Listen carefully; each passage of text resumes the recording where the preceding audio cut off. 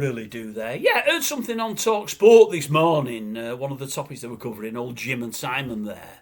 Jim said, is Ruben Amorim, is it all a bit small fry? The fact that news has got out that Amorim's going to take 30 members of the United staff and partners away to the final next week.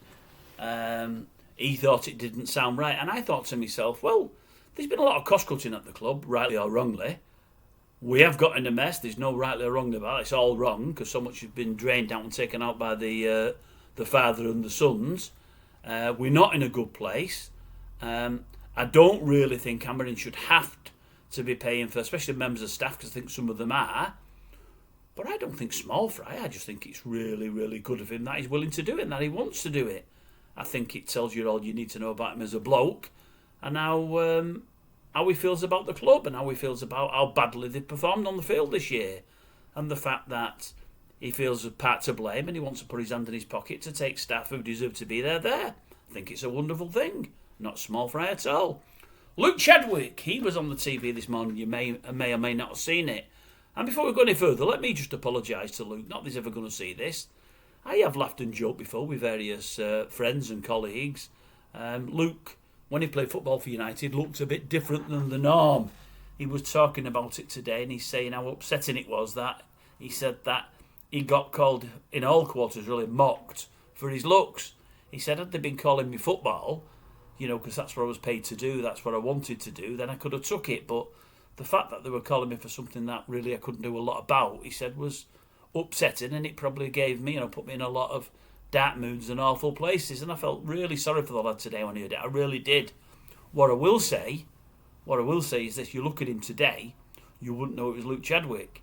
You look at him today, he looks great, absolutely great. I mean, whereas he used to look a little, as a young fellow, a bit stranger, he's looks totally different. He's got a beard and whatever else. He just looks the business. He looks really good. Anyway, Luke's working with young children at this moment in time and wants them to see the fun side of the sport, and that's pat on his back there, all well and good. And as I say, I feel sorry that was one of the many thousands that probably used to mock, and wrongly so, because I've got nothing to be proud of or anything else like that within my look and whatever. So I'm sorry, Luke, and I'm glad that you seem to have moved on from it and that you're giving a bit back to football and that you're still in the game, and long may it continue. What else did he have? I think I had one more to do with football. Yeah, that was it. Looking on the back of one of the papers today, I was gutted, honestly, I'm gutted. I'm reading this column here and it says, Liverpool after, is it Jerome Frimpong? Is it Frimpong? I think it is. Is he at Leverkusen? I think he is. Of Man City. Said he always wanted to play for Liverpool. That would be his ideal destination, and it looks like they're in for him. I think they're in with about 30 million, and I think it can be paid in instalments. He's only about 24. I did write some figures down because I think it's important. What has he done? Bear with me a second when I find it. Where am I looking? In 190 games, he's had 74 goal involvements. He's either set up a goal or scored. His scoring rate for a fullback is phenomenal. It really is.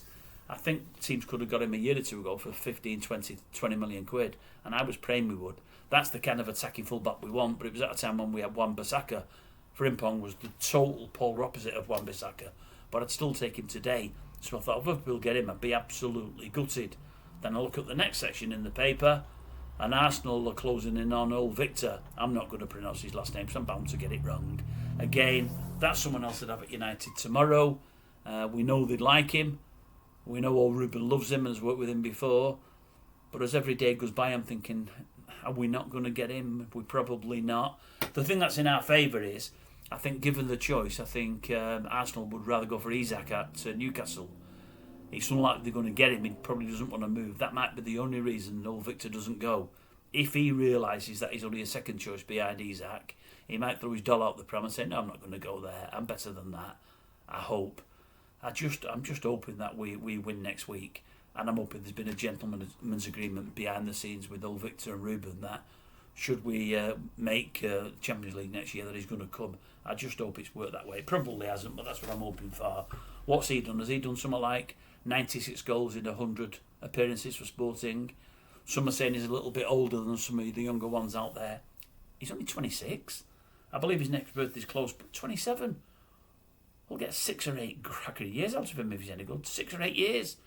We might be getting this Cunha from is it Ipswich? No, it's not Ipswich, is it? It's Wolves, isn't it? Of course, I'm thinking of Delap. But he's a 1 in 2 stroke 1 in 3 goal scorer. I know he's done it in the Premier League, but that's what he is. Delap from Ipswich. He's not scored millions of goals. He just might be another Hoyland upgrade. A bit better than Hoyland, but not a hell of a lot better. You know, when there's people like old Victor around and Osherman and people like that ilk, you want somebody that's almost on a goal a game and hope that you can throw them in there and they'll survive. You know, I just worry with, you know. I've looked at us the last couple of weeks. I mean, we just got beat against West Ham, and I thought to myself, if we had old Victor up front there, or Osherman, I'll bet you we wouldn't have got beat 2-0. We might have even won 3 or 4-2. Because there's going to be someone there getting on the end of moves and somebody in there making things happen. Because Hoyland's not getting on the end of moves and he's not making anything happen either. He's working hard, he's doing his damnedest. He's just falling short, massively falling short. So I'm looking at things and I'm thinking, who are we going to end up with for next year?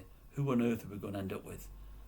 Really worries me, really does. It's all being well bolstering the squad and getting some good players in and some upgrades, but you still need somebody to fire them bullets at the end. It's alright somebody loading the gun, but you need somebody that can fire them bullets, and at the moment I worry about what we're going to end up with. I really do.